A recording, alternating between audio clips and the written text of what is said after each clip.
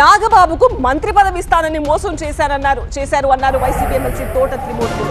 మాటిచ్చి ఎగ్గొట్టడం చంద్రబాబుకు అలవాటే అన్నారు.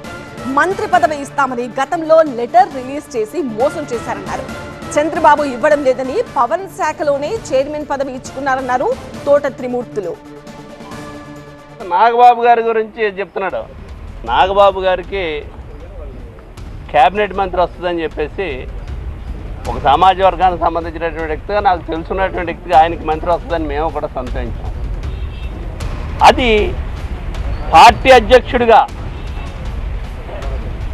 చంద్రబాబు నాయుడు గారు ఒక లెటర్ కూడా రిలీజ్ చేశారు మీడియాలో ఒక లెటర్ కూడా రిలీజ్ చేశారు.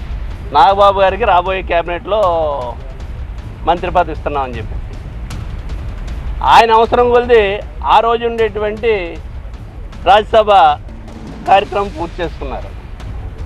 మళ్ళీ నాగబాబు గారు గొడవలు ఎదిపేట వరకు ఈరోజు మరి అదే నాగబాబు గారికి పవన్ కళ్యాణ్ గారు మంత్రిత్వ శాఖలో